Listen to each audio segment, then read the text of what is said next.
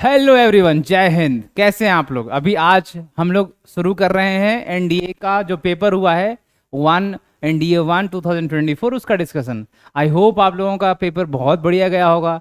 इस बार थोड़ा हम लोग रिव्यू करेंगे कि किसमें से कौन से पार्ट में से कितना क्वेश्चन आया था, वो हम लोग करेंगे थोड़ी देर में। लेकिन मैं चाह रहा हूँ कि सबसे पहले अभी आप लोग बहुत उतावले हुए कि इसका आंसर क्या है, कौन से क्वेश्चन का क्या आंसर है। तो थोड़ा मैं रिव्यू ये बता देता हूँ कि क्वेश्चन बाकी अलग अलग टाइम के मुकाबले क्वेश्चन थोड़ा टफ आया था। इसमें कुछ जेई के लेवल के भी क्वेश्चंस आए थे।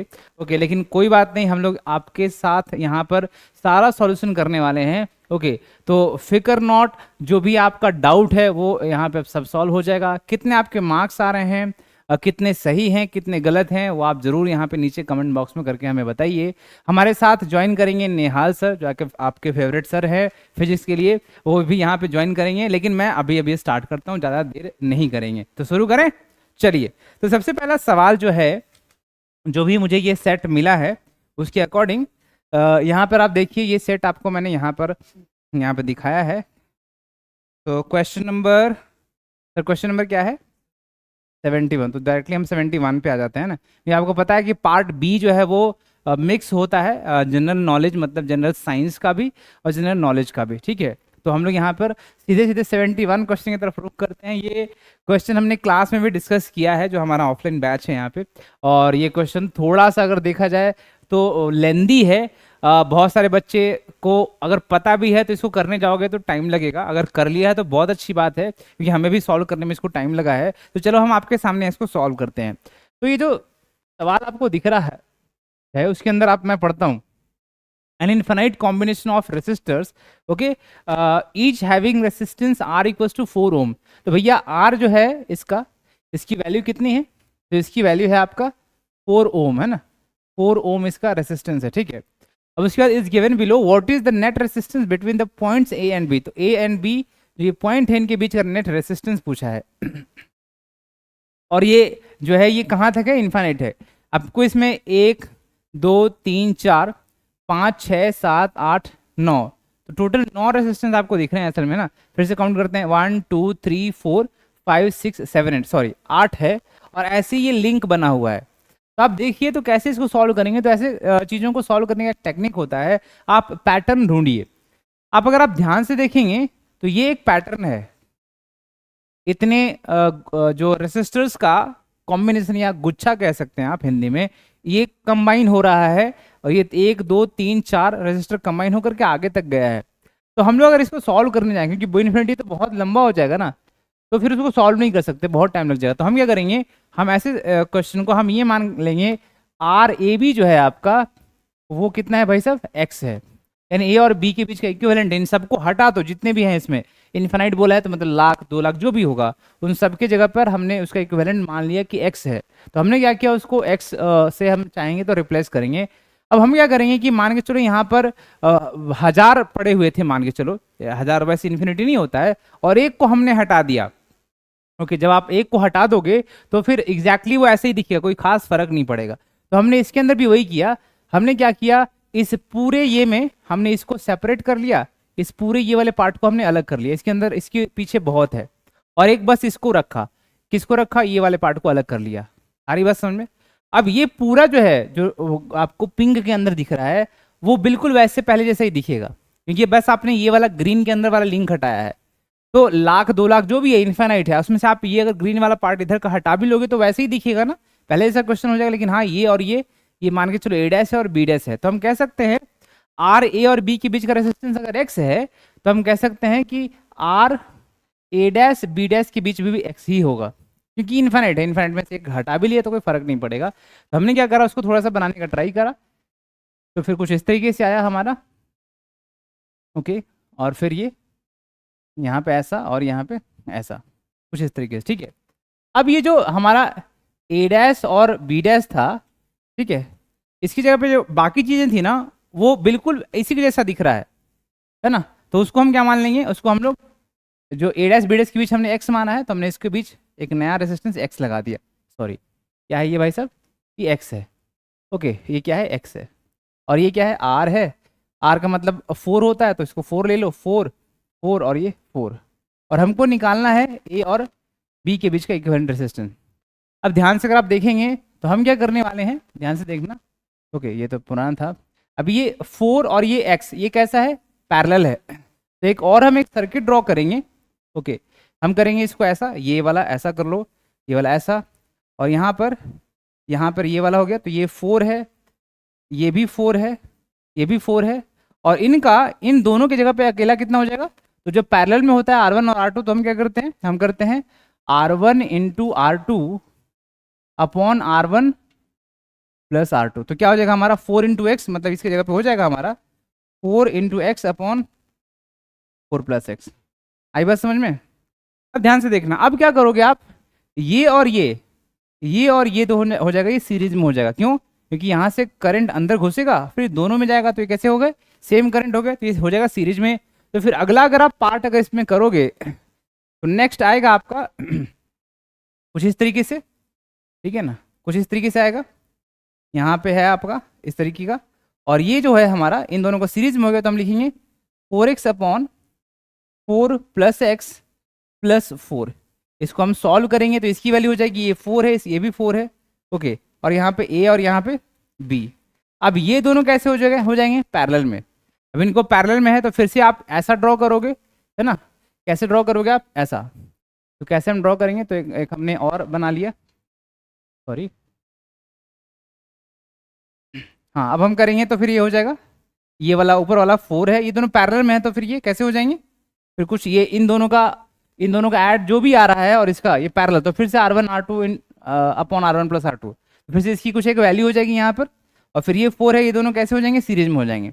अब जो भी ये वैल्यू होगा, है ना, मैं पूरा सॉल्व नहीं कर रहा हूँ, मैं फाइनल आंसर बताऊंगा, हमने सॉल्व किया है यहाँ पर, ठीक है। तो देखो जो फाइनल आंसर ये होगा, ये हो जाएगा RAB, ध्यान से देखो, यहाँ पे हो जाएगा आपका RAB बराबर ये वाला 4, ये वाला और ये वाला, है ना, प्लस ये डब्बे के अंदर उसको सॉल्व करके आपका जो आया होगा, ठीक है। ध्यान से देखना, अभी जो भी है ये RAB है। RAB कितना है स्टार्टिंग में, देखो स्टार्टिंग में अगर आप देखोगे तो RAB है आपका, RAB बोले तो x, तो इसको क्या कर देंगे हम, जो भी ये वैल्यू ऐड करके आएगा हमारा, है ना, इसको सॉल्व करने के बाद हम लोग यहाँ पे इसकी वैल्यू x रख देंगे। हम क्या रख देंगे भाई साहब, x बराबर 4 प्लस ये जो भी डब्बे को आपने सॉल्व किया होगा, सॉल्व करोगे क्वाड्रेटिक आएगा। लास्ट का इक्वेशन मैं बता के दे रहा हूँ आपको, क्या आएगा, x square minus 4x minus 16 बराबर 0। ध्यान से देखना, उसके पहले का आता है 3x square minus 12x minus 48, ये आंसर आएगा।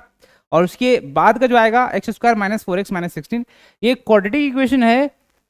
अगर भाई साहब आप इसको सॉल्व करोगे ना, तो जो फाइनल आंसर आएगा, फाइनल आंसर क्या आएगा, x बराबर क्या आएगा, देखो minus B plus minus root under B square minus 4ac upon 2a होता है ना फॉर्मूला, तो उसकी बेसिस पे आप सॉल्व करेंगे तो ये आ जाएगा 2 इंटू 1 प्लस माइनस रूट 5, है ना। तो ये कितना आंसर आ रहा है, तो इसमें माइनस वाला नहीं लेंगे हम लोग, ओनली प्लस वाला लेंगे, है ना, प्लस वाला साइन वाला लेंगे, तो आंसर क्या आ जाएगा 2 प्लस 2 रूट 5। है क्या कोई ऑप्शन देखते हैं इसके अंदर, 2 plus 2 root 5। Okay, yes yes, we have got this. तो हमारा आंसर ये है भाई साहब, है ना। कौन सा आंसर है हमारा, ये वाला बी। तो B is the correct choice for this. Okay, तो आई होप आपको समझ में आ गया होगा। तो इसको सॉल्व करने में थोड़ा टाइम लगता है ना, वहाँ पे अगर नहीं भी किया है तो ऐसा नहीं कि आपका बहुत बड़ा लॉस हो गया, बहुत सारे बच्चों से नहीं हुआ होगा। वो क्वेश्चन छोड़ना जो है वो दिक्कत वाली बात है, जो कि आसान है और आपने छोड़ दिया, मुश्किल है, छोड़ा है, कोई बात नहीं, ठीक है। चलो नेक्स्ट क्वेश्चन की तरफ हम आगे बढ़ते हैं। नेक्स्ट क्वेश्चन भी कुछ इसी तरीके का है भाई साहब,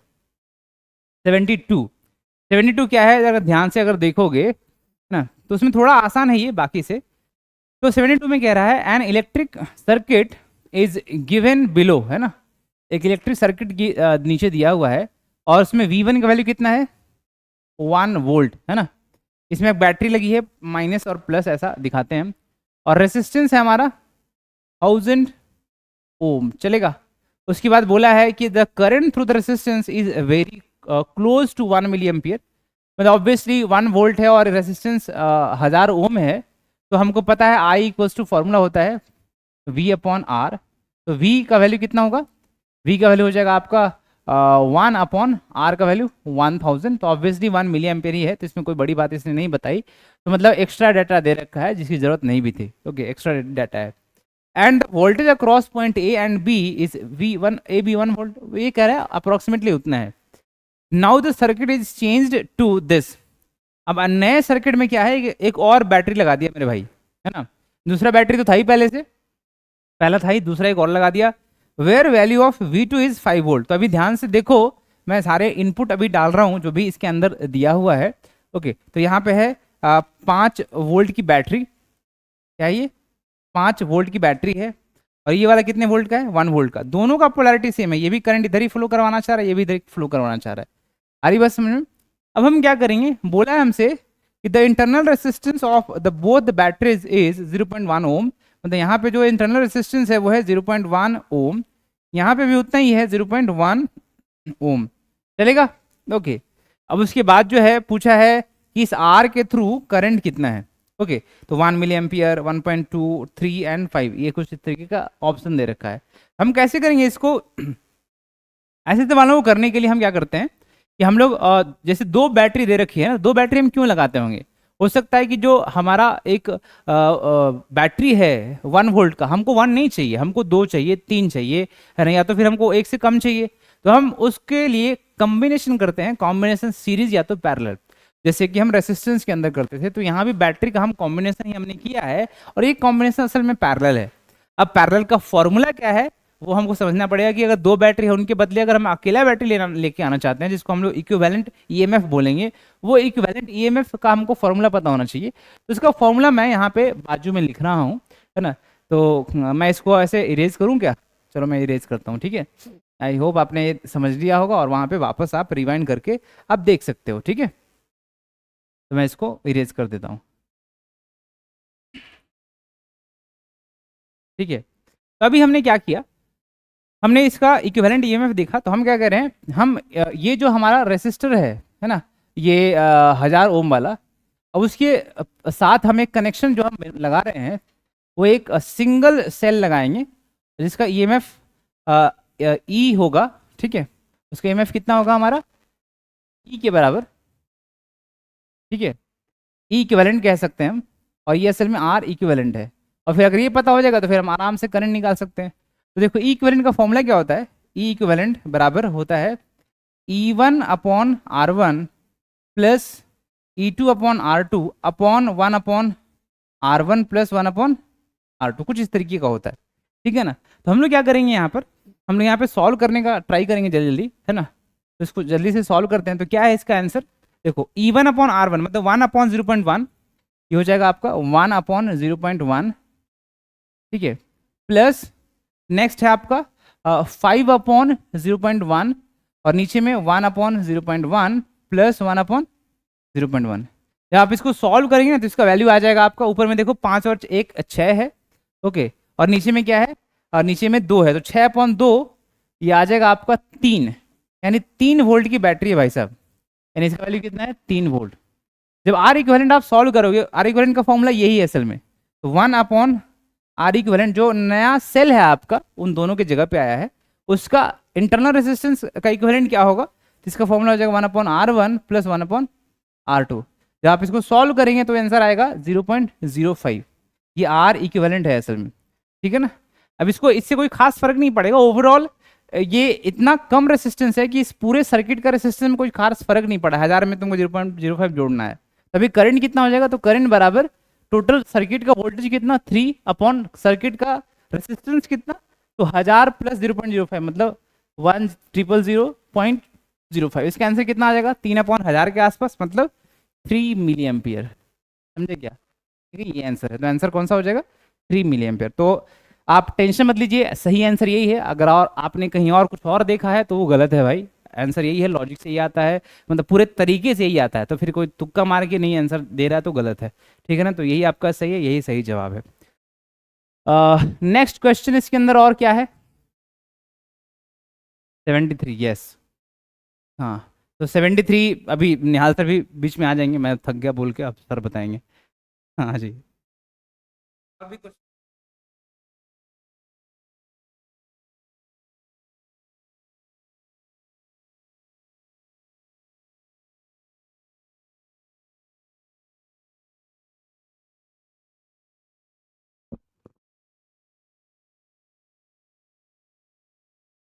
हेलो। हाँ हेलो, आप सभी कैसे हैं? आई होप सो कि आपका एग्ज़ाम अच्छा गया होगा। ओके। मुझे लगता है कि अभी तक का जो इंडिया का एग्ज़ाम हुआ है, इस बार जो फिजिक्स का जो क्वेश्चन आया है सबसे टफ क्वेश्चन।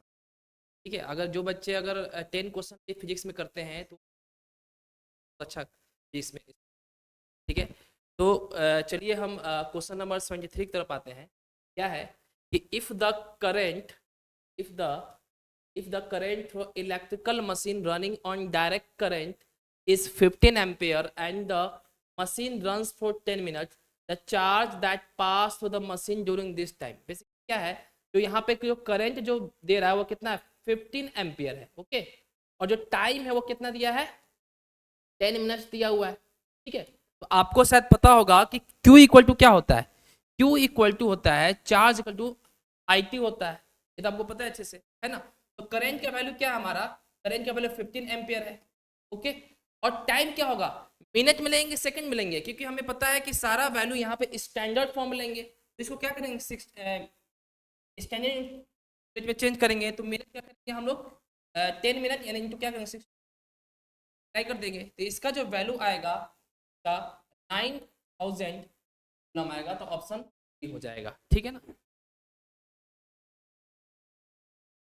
इसमें नेक्स्ट क्वेश्चन जो है वो कुछ इस तरीके का है कि अगर क्या शेप होना चाहिए सॉलिड मेटल का, सॉलिड मेटल का शेप जो आप देखिए, following is the best shape of a solid metal rod to form the top end of lightning conductor, है ना। तो लाइटनिंग कंडक्टर आप जानते होंगे कि लाइटनिंग कंडक्टर क्या होता है, घर के ऊपर एक ऐसा खंभा लगा देते हैं, और खंभा से जो इलेक्ट्रिक चार्ज है, जो कि चार्ज किससे प्रोड्यूस होता है, वो बादल जब टकराते हैं ना, दो बादल जब टक्कर खाते हैं तो फिर वहां पे चार्ज प्रोड्यूस होता है। आपको पता होगा फ्रिक्शन वगैरह से भी चार्ज प्रोड्यूस, वहां भी समझ लो कि अब फ्रिक्शन ही हो रहा है।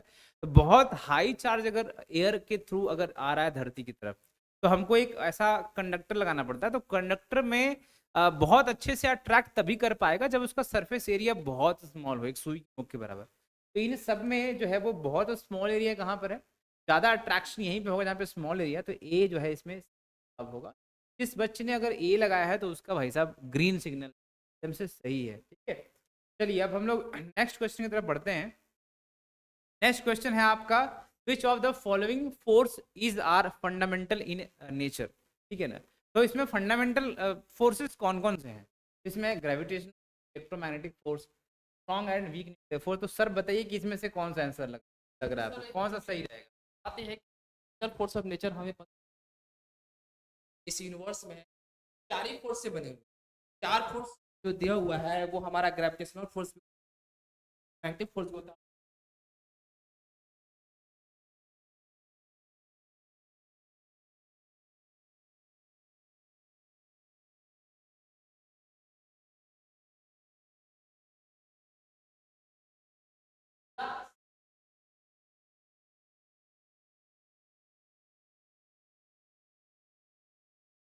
ये क्वेश्चन बहुत आसान है, टफ नहीं है, ध्यान देना पड़ेगा आपको। जैसे क्या है, एक स्फेरिकल से, हालांकि डायग्राम ये नहीं है,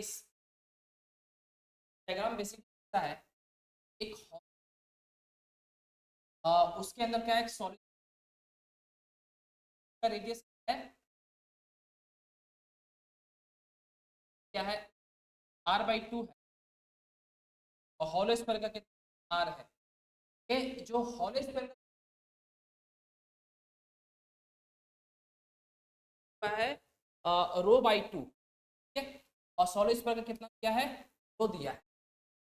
तो बेसिकली इसमें क्या निकालना है, what is the average mass density of the largest, largest sphere, मतलब पूरा एवरेज मास डेंसिटी कंप्लीट पूरा निकालना, कैसे निकालना। ठीक है, तो हमें क्या करना पड़ेगा, इस हॉलो स्फीयर का डेंसिटी और इस क्या बोलते हैं, जो सॉलिड स्फीयर का डेंसिटी, दोनों को क्या करना पड़ेगा, एवरेज लेना पड़ेगा।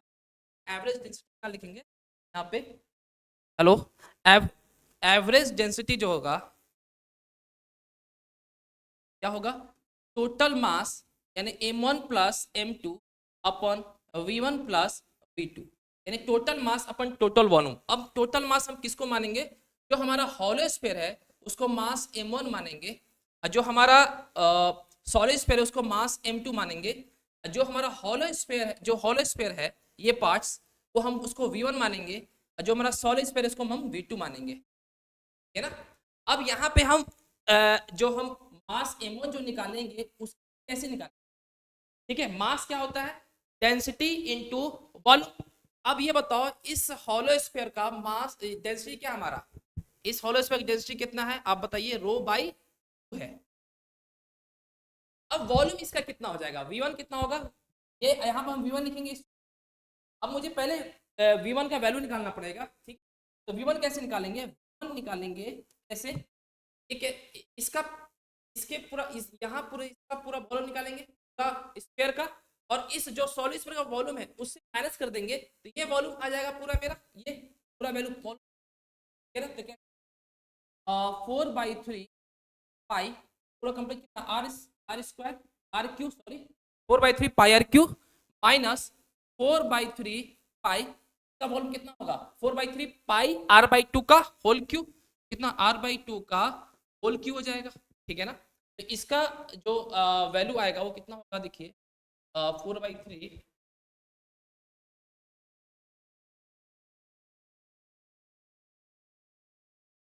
इसका हो जाएगा 4/3 pi are cube minus 4/3 pi R R cube by 8, ठीक है। इसमें कॉमन निकालो 4/3 pi are cube into 1 minus 1/8, कितना आया हमारा इसका? 4/3 पाई आर क्यू इंटू 1/7, ठीक है। अब 4/3 पाई आर क्यू को क्या मानते हैं? v मान लेते हैं इसको, क्या? अच्छा ओके सॉरी 7/8। ये 4/3 पाई आर क्यू इंटू का वैल्यू आ गया, ओके आ गया हमारा 7/8 4/पाई आर, ये हमारा v1 आ गया। अब v2 निकालेंगे, कैसे निकालेंगे? v2 निकालेंगे, ये वॉल्यूम निकालेंगे ना v2, जाएगा 4/3 पाई r/2 का होल क्यूब, कितना हो जाएगा हमारा? 4/3 पाई आर क्यू बाई 8, ठीक है। तो अगर मैं क्या करता हूं, ये 4/3 पाई आर क्यू बाई 8 को मैं v मान लेता हूं, ठीक है। क्या मानता हूं? इसको v मानता हूं, तो इसको 7 भी मान सकता हूं क्या? देखो तो 7 भी, अगर मैं इसको v मानता हूं, इस equation 4/3 pi are cube by 8 को अगर मैं v मानता हूं, तो इसको हम क्या मानेंगे? 4/3 पाई आर क्यू बाई 8, इसको v माना, और 7 से मल्टीप्लाई करते क्या होगा? 7 भी हो जाएगा। समझ में आया चीजें? यानी इसका मतलब ये हुआ कि छोटे वाला का अगर v है तो बड़े वाला क्या हो जाएगा? 7 भी हो जाएगा। क्लियर?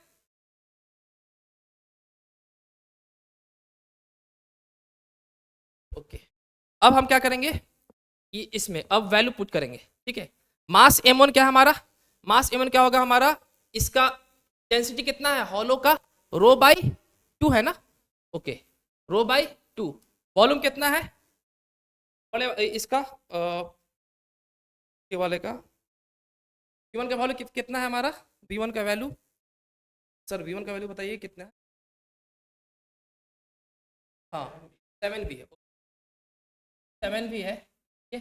प्लस रो इंटू क्या हो जाएगा? v हो जाएगा इसका अपन में 7v प्लस v, कितना आया देखो? हो जाएगा हमारा rho by 2 into 7v plus rho upon में 8v हो जाएगा, यहाँ से v कैंसिल हो जाएगा, ठीक। कितना हो जाएगा? 7/2 रो प्लस प्लस रो अपन में 8, कितना हो रहा है हमारा? क्या वैल्यू कैलकुलेट कीजिए। हाँ 1 है, यहाँ पे 1 है, ओके। तो कितना हो जाएगा यहाँ पे? इसको 7 प्लस 2 इंटू रो बाई 2/8, यानी कितना हो जाएगा? 9/16। तो इसका ऑप्शन कौन सा है? इसका जो आंसर है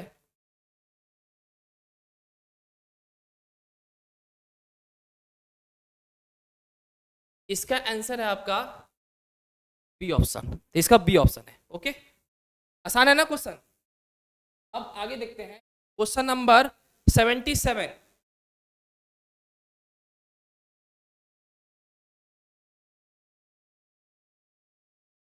हाँ, क्वेश्चन नंबर 77 लिखा है the human I is like a camera that has lens with.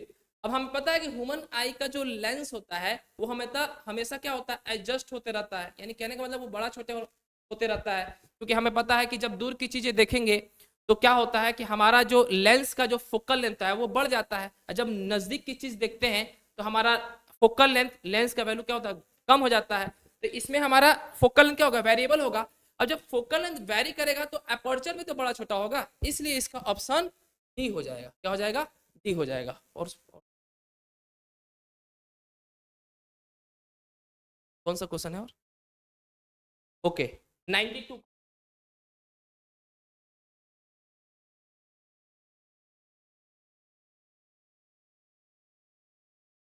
Okay 92 question देखिए। ये क्वेश्चन क्या है, बहुत आसान क्वेश्चन है ना। ये क्वेश्चन बहुत आसान है। A block of mass 2 kg moving with initial speed 3 metre per second comes to rest on a rough horizontal surface after traveling a distance of 3 meter. The magnitude of the frictional force। कहने क्या मतलब है, कहने का मतलब है कि एक ब्लॉक है, इसका मास 2 kg है, इसका इनिशियल स्पीड कितना है, 3 मीटर पर सेकेंड है। अब ये कह रहा है कि ये जो ब्लॉक रखा हुआ है कहां पे है, ये रफ सरफेस पे है। तो जब रफ सरफेस पे है तो ये जब ब्लॉक, जब इसका मूवमेंट इस तरफ होगा तो फ्रिक्शन फोर्स इस ब्लॉक पे किधर लगेगा, पीछे की तरफ लगेगा। तो ये कह रहा है कि अगर ये डिस्टेंस 3 मीटर जब चलता है ये ब्लॉक, ठीक है, तो उसके बाद ये रुक जाता है। क्या होता है, रुक जाता है। ओके, तो इसका मतलब यहाँ का जो वेलोसिटी होगा वो जीरो हो जाएगा। तो पूछ रहा है कि फ्रिक्शनल फोर्स का वैल्यू क्या होगा। तो हमें पता है कि यहाँ पे हम क्या लगा सकते हैं, वर्क एनर्जी थ्योरम लगा सकते हैं। वर्क एनर्जी थ्योरम क्या होता है, work done by all forces, और work done by all forces acting on object equal to क्या होता है, काइनेटिक एनर्जी होता है। तो यहाँ पर लिखिए work done by all forces equal to क्या हो जाएगा, चेंज इन काइनेटिक एनर्जी, यानी डेल के हो जाएगा। ठीक है ना। अब इसको मैं यहाँ पे सॉल्व करता हूँ। ठीक है, तो work done by all forces, इसमें कौन सा फोर्स लग रहा है, सिर्फ फ्रिक्शन फोर्स लग रहा है। हालांकि यहाँ पे नॉर्मल फोर्स और mg फोर्स भी लग रहा है, लेकिन नॉर्मल फोर्स और mg फोर्स की वजह से वर्क डन क्या हो जाएगा, जीरो हो जाएगा। क्योंकि यहाँ पे फोर्स और डिस्प्लेसमेंट के बीच में जो एंगल बनेगा वो कितना बनेगा, 90 डिग्री बनेगा। ठीक है, क्योंकि देखो यहाँ पे ऊपर क्या है, नॉर्मल फोर्स, नीचे क्या है, mg फोर्स, है ना। तो नॉर्मल फोर्स ऊपर है, डिस्प्लेसमेंट इधर है, तो work done bye normal force क्या होगा, जीरो हो जाएगा। और work done by mg force क्या होगा, वो भी जीरो हो जाएगा। यानी इस पे जो आएगा work done by all force है, work by normal force, work done by mg force and work done by friction force equal to क्या हो जाएगा, k final minus k initial हो जाएगा। अब ये तो जीरो हो जाएगा ये दोनों। ठीक है, तो work done by friction force निकालेंगे तो क्या होगा, फ्रिक्शन फोर्स इधर हो रहा है, डिस्प्लेसमेंट इधर लग रहा है, तो दोनों के बीच में फ्रिक्शन और डिस्प्लेसमेंट के बीच में एंगल कितना होता है, 180 डिग्री है। ठीक है, तो क्या लिखेंगे, फ्रिक्शन फोर्स इनटू डिस्प्लेसमेंट कितना हुआ सर, 3 मीटर ना, तो 3 लिखेंगे। और दोनों के बीच में एंगल कितना है, 180 डिग्री है, तो क्या लिखेंगे, cos 180 डिग्री। ठीक है, अब फाइनल काइनेटिक एनर्जी क्या होगा, जीरो होगा, क्योंकि वेलोसिटी क्या है, जीरो है फाइनल वेलोसिटी, जीरो लिख देंगे। माइनस 1/2, इसका मास कितना है, 2 है। इनिशियल वेलोसिटी कितना है, इसका इनिशियल वेलोसिटी 3 है, तो क्या करेंगे, 3 का स्क्वायर कर लेंगे, ये 2 से 2 कैंसिल आउट हो गया। अब उसके बाद इसको सॉल्व करेंगे तो क्या आएगा, 3f cos 180 कितना होता है, -1, तो यहाँ पर -1 कर देंगे, इक्वल टू क्या होगा, -9। ओके, तो कितना होगा, -3f equal to -9, minus minus cancel हो जाएगा, तो f का वैल्यू कितना आ जाएगा, 3 न्यूटन आ जाएगा। तो ऑप्शन कौन सा होगा सर, ये ऑप्शन। चलिए अब देखिए क्वेश्चन नंबर 93 में आप क्या है, ओके 93 में क्या है देखिए, कि विच of the following primary responsible for conduction of current in metal. हमें पता है कि जो करंट जो कंडक्ट होता है वो किसकी वजह से करता है, जो हमारा फ्री इलेक्ट्रॉन है उसके वजह से। बाउंड इलेक्ट्रॉन थोड़ी रिस्पांसिबल होते हैं करंट को फ्लो कराने में, यानी जिस मूवमेंट इसमें किसकी होती है, फ्री इलेक्ट्रॉन, है ना। तो यहाँ पे क्या होगा, फ्री इलेक्ट्रॉन, आंसर आ जाएगा बी ऑप्शन। ओके,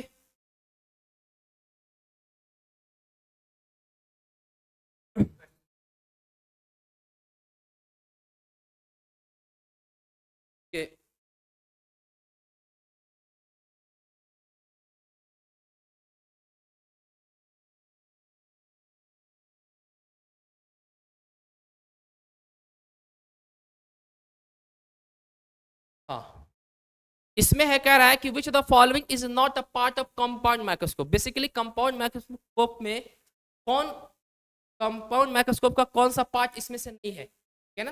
तो बेसिकली सर बताइए सर इसका आंसर क्या है सर। हाँ सर बता रहे हैं कि इसमें होगा आंसर रेटिना, तो रेटिना होगा। क्यों रेटिना, क्या होता है कि जो हमारा कंपाउंड माइक्रोस्कोप है उसमें मिरर भी होता है, ठीक है, स्टेज भी होता है, क्लिप भी होता है, लेकिन रेटिना नहीं होता है, इसलिए आंसर इसका क्या होगा, रेटिना होगा। ये नहीं होगा, रेटिना आंसर होगा। ओके चलिए, हाँ आप बताएंगे सर कि मैं बताऊं।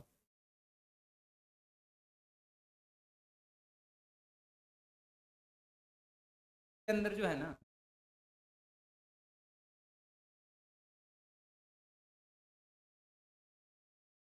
थोड़ा लेंदी दिख रहा है, लेंदी, अगर एक बार समझ लिया तो लल्लू सवाल है। देखो क्या करेंगे इसके, uniform metre scale of mass 0.4 kg, समझ। मीटर स्केल जानते हो क्या, जिससे कि कपड़ा मेजर करते हैं, वही वाला मीटर। तो हमारा मीटर स्केल यही है, हमारा मीटर स्केल है। मीटर स्केल कहाँ से भाई, मास है तो ठीक, मास बराबर हो गया 4। उसके बाद बोला है कि is made of a steel, it is kept on 2 wedges. Wedge क्या होता है, वेज असल में तुमने देखा होगा कि लकड़ी बचपन में काटते होंगे कोई पिताजी, या कोई भी देखा होगा किसी मार्केट में ना, ऐसा वाला कुछ तो एक कराते हैं, मतलब लोहे का होता है, इस तरीके का शेप बना हुआ। तो अगर हम लोग डालेंगे तो लकड़ी फटने लगता है ना, जिसको छेनी भी कहते हैं देखा जाए तो, अभी गांव के लैंग्वेज में, ठीक है, हम लोग तो वही कहते थे। ये जो पीस है ना, उसी को हम लोग वेज कहते हैं, वैसे काइंड वही वाला वेज जो है हम इसके अंदर लगाएंगे नीचे। अब बोला है कि वेज जो है ना, W1 एंड W2, अब ये W1 जो है 0.2 मीटर डिस्टेंस पे है, 0.2 मीटर एक साइड से हमने वेज बना दिया, W1 है। W2 बोला है कि दूसरा वाला जो है वो 0.4 है दूसरे एंड से, यहाँ से कुछ तो 0.4 डिस्टेंस, यहाँ से यहाँ हो गया डिस्टेंस 0.4 मीटर, और यहाँ से हो गया, ठीक है। अब उसके बाद बोला है कि if the force on the scale is N1 due to W1, यानी W1 एक फोर्स लगा रहा है, ये फोर्स लगा रहा है जिसको हम लोग नॉर्मल रिएक्शन बोल रहे हैं, की तरफ लगा रहा है, तो N1 है। दूसरा वाला जो लगा रहा है उसको क्या बोल रहे हैं हम लोग, N2, ठीक है। अभी क्या पूछा है कि N1 N2 क्या होगा, ठीक है। तो ऐसे सवालों को हम लोग मोमेंट के करेंगे। मोमेंट का मतलब टॉर्क होता है, तो हम लोग टॉर्क किसी के अबाउट W1 या W12 के अबाउट जीरो कर देंगे, कि हमको पता है ये सब इक्विलिब्रियम में, ये स्केल कहीं भी टिल्ट नहीं हो रहा है, ऐसा नहीं है कि अपने आप ही ऐसे घूम गया, घुमा गया स्केल, नहीं घुमा ना, ऐसे उल्टा घुमा गया, ऐसा ये भी नहीं घुमा, यानी नेट टॉर्क जो है वो क्या हो जाएगा, जीरो। तो हम लोग दो पॉइंट मान लेते हैं, पॉइंट और पॉइंट बी, पॉइंट ए या पॉइंट बी के अबाउट हम लोग नेट टॉर्क जीरो करेंगे। अगर हम ऐसे बैलेंस बना के रखे हैं ना पेन को, तो मतलब नेट टॉर्क जीरो, अगर घूम गया तो मतलब नेट टॉर्क जीरो नहीं था इसलिए घूमा, ठीक है। तो हम लोग टॉर्क अबाउट जो है वो ए हम जीरो करने वाले हैं। टॉर्क अबाउट ए निकालना है तो हम क्या करेंगे, ए से एक से हम डिस्टेंस मेजर करेंगे सारे फोर्सेस का। सारा फोर्स तो पहले लिखो, पहला फोर्स तो N1 है, दूसरा फोर्स N2 है, कोई और फोर्स छूट तो नहीं रहा, छूट रहा है, कौन सा फोर्स छूट रहा है, तो हमसे बीच में एक फोर्स लग रहा है नीचे, क्योंकि mg के बराबर है। mg का मतलब क्या, मास इनटू ग्रेविटी, ये वैल्यू हो जाएगा सर में 0.24 में अगर 10 से मल्टीप्लाई करेंगे, जो कि g का वैल्यू है, क्या आ जाएगा 0.4 न्यूटन, समझे क्या।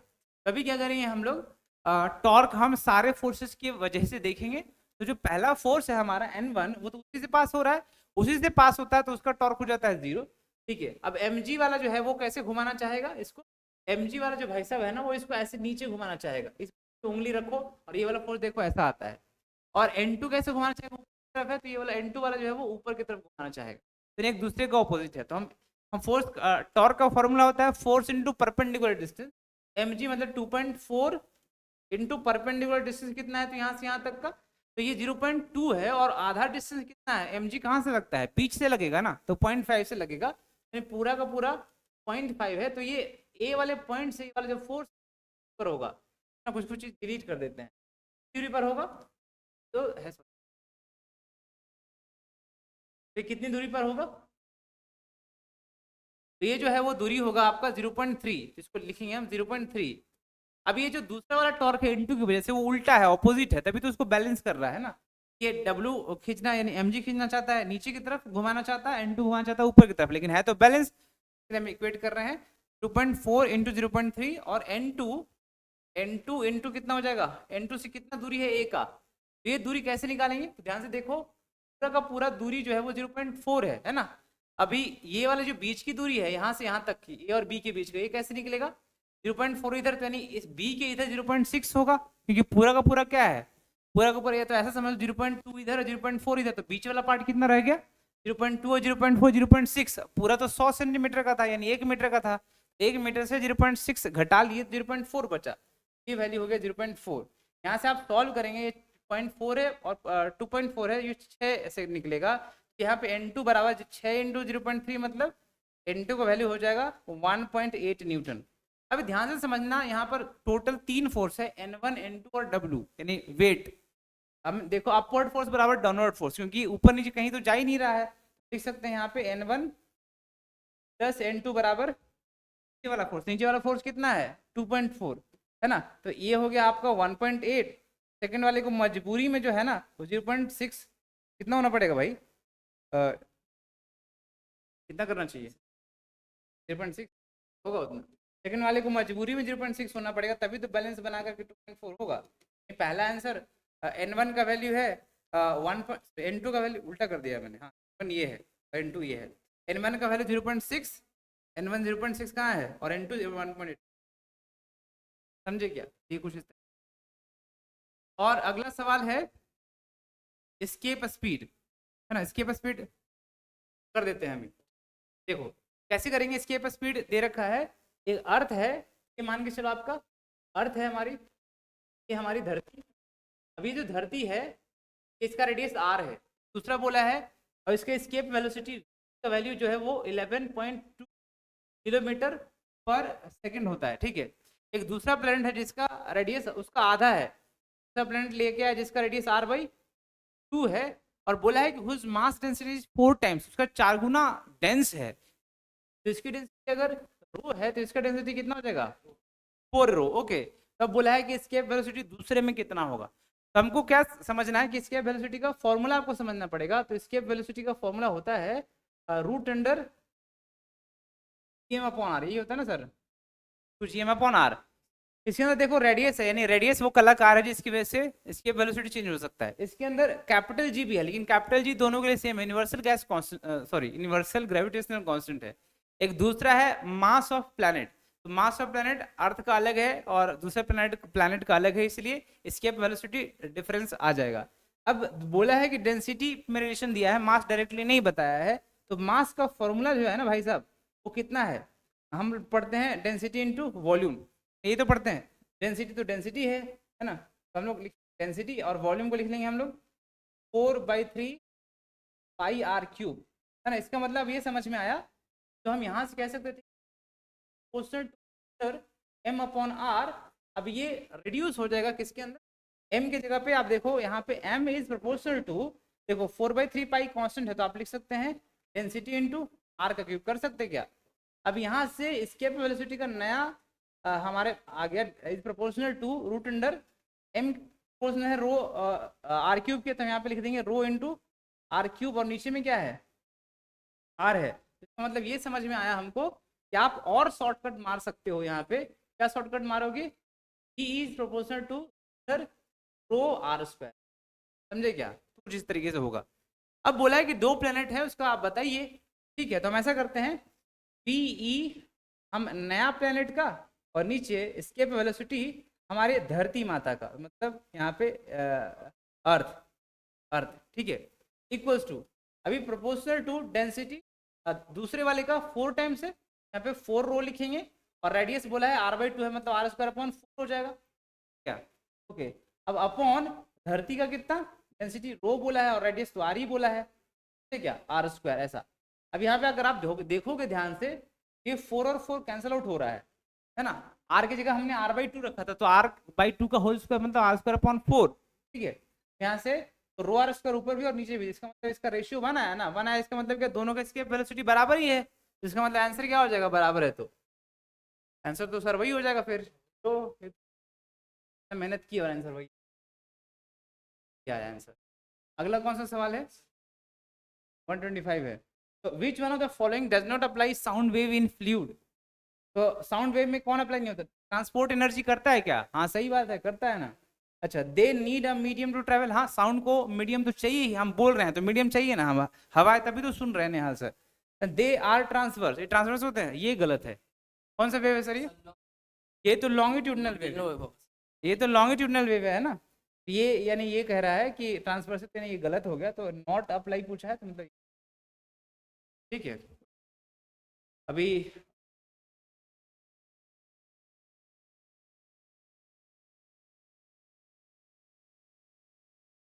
ये भी क्वेश्चन बहुत आसान है, ठीक है? ये क्वेश्चन आप कर सकते हैं, ठीक है। देखिए इसमें कह रहा है कि a ball of mass 0.1 kg is drop on a hard floor from a height of 0.45 metre and rises to a height of 0.20 metre, ठीक है। If it was in touch with the floor for 0.1 second, the net force is applied on the floor while bouncing is, ठीक है। Basically क्या है कि एक floor है, ठीक है। तो यहां से एक मास जो है जिसका 0.1 kg है, ठीक है, वो 4.5 मीटर यानी h1 का जो वैल्यू है वो कितना है 0.455 मीटर है, ठीक है। लेकिन फिर जब राइज कर रहा है, यही बॉल जब राइज कर रहा है तो मैं यहां बनाता हूं उसका जो हाइट हो रहा है, S2 उसको मान लेते हैं, उसका जो वैल्यू होता है वो कितना है 0.20 मीटर हो रहा है, ठीक है ना। तो बेसिकली ये क्या पूछ रहा है कि नेट फोर्स जो लगा ये बॉल इस पे जो फोर्स लगाया वो कितना लगा रहा है। ये बेसिकली किसका सवाल है, ये इम्पल्स का सवाल है। इम्पल्स क्या होता है, बेसिकली इम्पल्स होता है चेंज इन मोमेंटम। आपको पता है कि इम्पल्स इक्वल टू होता है चेंज इन मोमेंटम यानी डेल पी कह देते हैं, और इसको हम एफ इंटू टी भी कहते हैं। फोर्स कितना लगाया इस फ्लोर पे और कितना टाइम तक ये बॉल कांटेक्ट में रहा है। तो हमें सबसे पहले यहाँ चेंज इन मोमेंटम निकालना है कि चेंज इन मोमेंटम क्या होगा। तो हमें पता है कि जब यहाँ पे टच करने से पहले इसका वेलोसिटी कितना था, और जब ऊपर जा रहा है तो उसका वेलोसिटी कितना हो रहा है। तो इसमें क्या होगा, हम मोमेंटम चेंज होगा। तो सबसे पहले यहाँ का वेलोसिटी निकालना पड़ेगा कि यहाँ का वेलोसिटी क्या होगा। तो ये v1 इसको मान लो और यहाँ का वेलोसिटी v2 मान लो, ठीक है ना। तो ये जो है बॉल ये नीचे आ रहा है और फिर ये ऊपर बॉल जा रहा है, ऐसे समझ में आ रहा चीजें, ओके।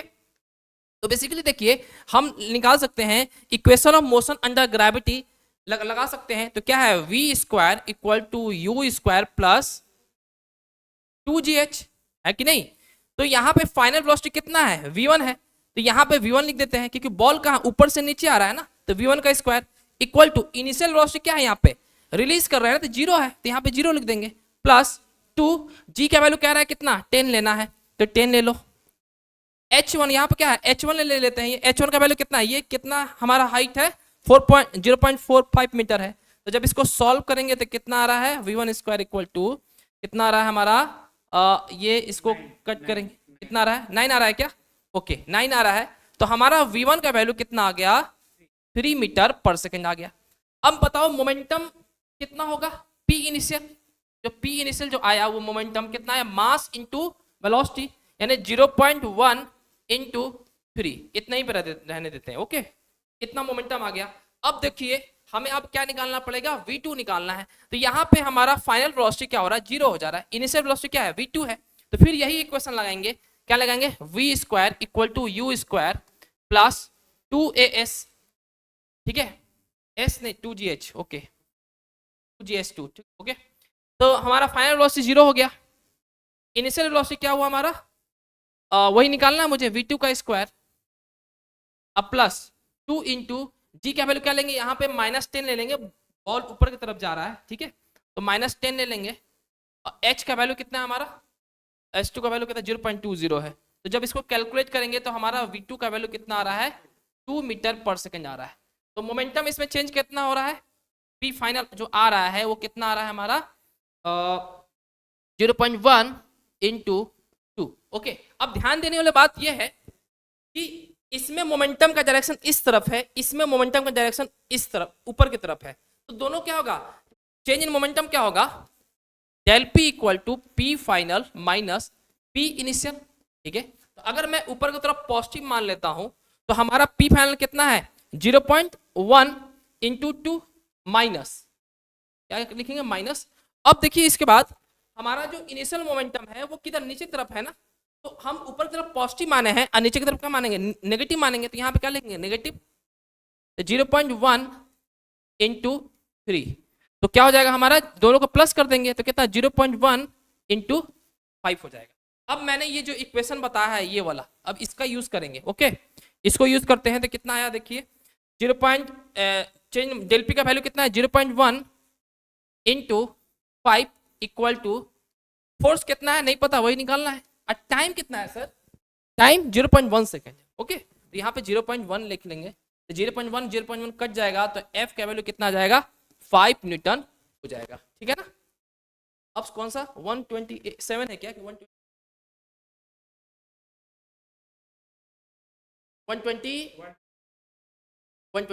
ओके। देखिए इसमें क्या है कि which one of the following which one of the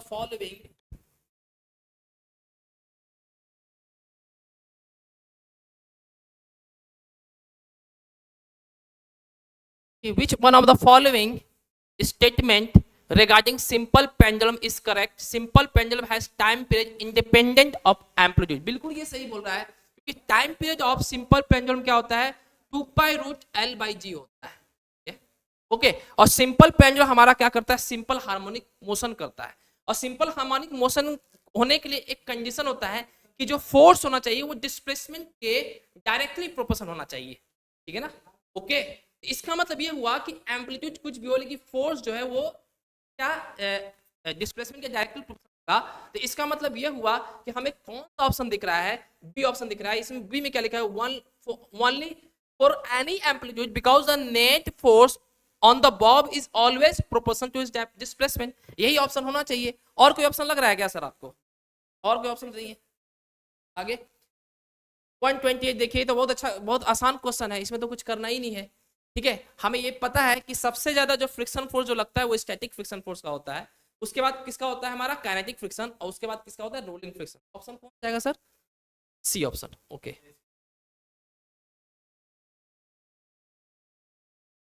okay, okay, इसमें देखिए मेटेलिक बॉब, एक मेटेलिक बॉब है एक्स ऑफ मास, इसका मास m है, is release from position A, यानी पोजीशन ए से रिलीज कर रहा है। It collides elastically with another identical bob y, यानी एक बॉब y है। ठीक है, वो भी इसका भी मास कितना है m है, यानी ये दोनों क्या है आइडेंटिकल है। Okay, y place at rest at position b on horizontal, the friction is stable, the angle AOB is 30 degree.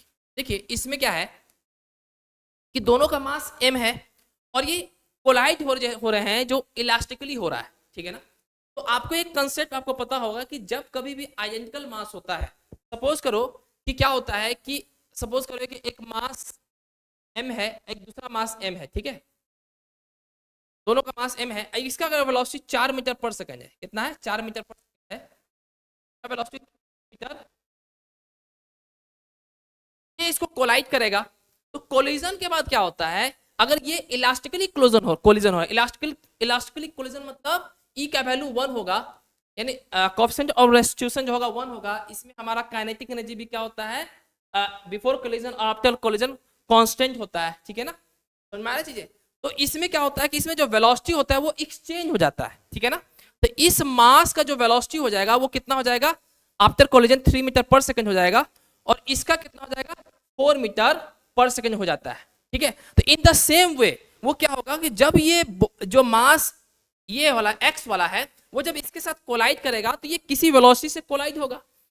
तो ये वाला जो है ये अभी शुरुआत में क्या है रेस्ट पे है ना, यानी इसका वेलोसिटी क्या है 0 है, तो क्या हो जाएगा वेलोसिटी एक्सचेंज कर लेगा। तो जब ये इसके साथ कोलाइड किया तो जो वेलोसिटी इसके पास था वो इसके पास हो जाएगा, वो जो इसके पास था इसके पास वो इसके पास हो जाएगा। तो इसलिए जो ए वाला जो है वो कहाँ हो जाएगा यहाँ पे रेस्ट पे आ जाएगा। तो ऑप्शन कौन हो जाएगा D option, it stop at position. समझ में आया अच्छे से।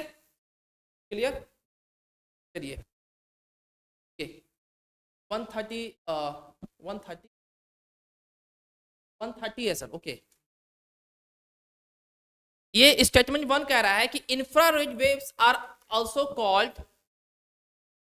Heat waves. बिल्कुल सही है, इंफ्रारेड क्या होता है? हीट वेव्स होता है, तो इसको हम लोग हीट वेव्स बुलाया जाता है।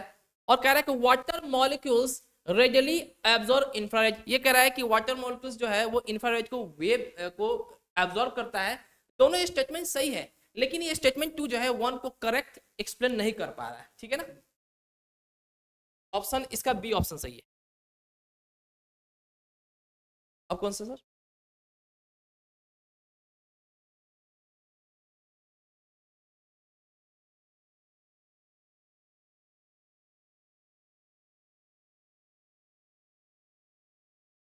ओके, है ही नहीं इस क्वेश्चन में, ये तो बहुत आसान क्वेश्चन है।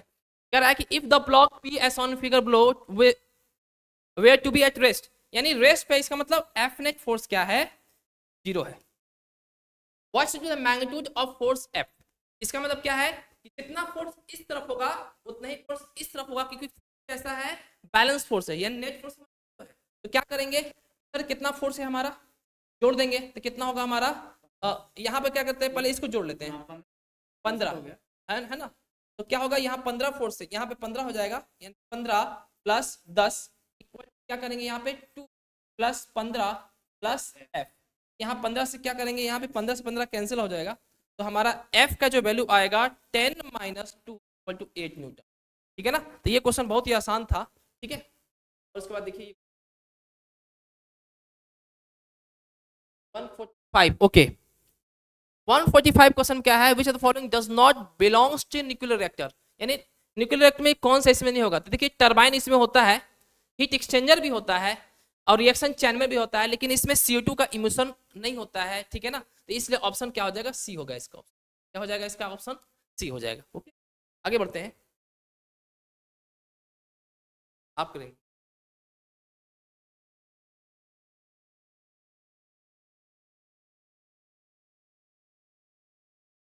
सवाल ही बहुत, द फॉलोइंग इलेक्ट्रिक सर्किट, ठीक। में पूछा है कि में current in the above electric circuit क्या होगा। तो इस करंट निकालना है ना, तो आपको क्या करना चाहिए, आपको इक्विवेलेंट रेजिस्टेंस पहले निकालना। तो इक्विवेलेंट निकालने के लिए भाई ये तो पैरेलल दिख रहा है, ओके। इसमें क्या है, अगर आप इसको सही से देखेंगे ना, इसका रेजिस्टेंस जो है वो 0 है। कैसे 0 है, चलो वही लगा लेते हैं। तो 1/R इक्विवेलेंट का फॉर्मूला रेसिप्रोकल प्लस 1 का रेजिस्टेंस 0 है, 1/0 का पूरा 1/R इक्विवेलेंट। तो ये आ रहा है,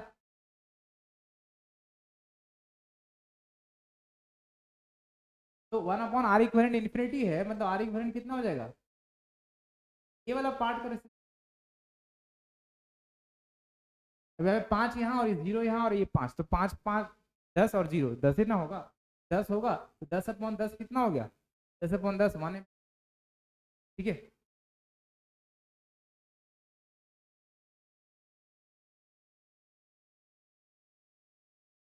माइक्रोस्कोप में भी कॉम्बिनेशन क्या होगा इसके answer, two convex lens cancel हो जाएगा। नेक्स्ट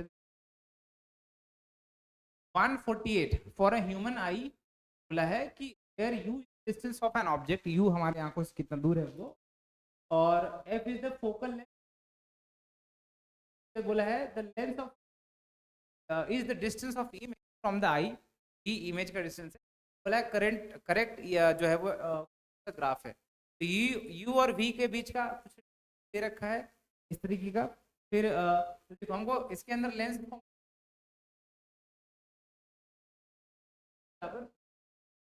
वी और यू के बीच का ग्राफ है ना, तो हम लोग तरफ और यू को एक तरफ 1/1 सर लिखेंगे बराबर। तो अब रिलेशनशिप अगर आप देखोगे तो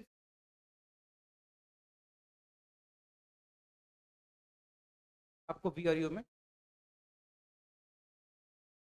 ये कैसे आता है तो भाई इसको थोड़ा रटना पड़ेगा, इसके लिए कुछ है अपने पास जवाब नहीं, थोड़ा सा कुछ कोई नहीं आगे है एक और हमारे सामने कि एफ और यू में दे रखा है, तो व्यू में ऐसा है नहीं, एफ यू में है और वी एफ में है।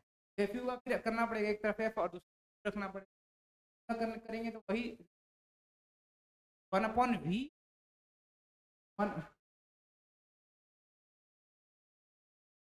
प्लस 1/, आपको क्या करना है, एफ और यू अलग अलग रखना। अब एफ तो है ही अलग में, एफ बराबर हो जाएगा यहाँ पे,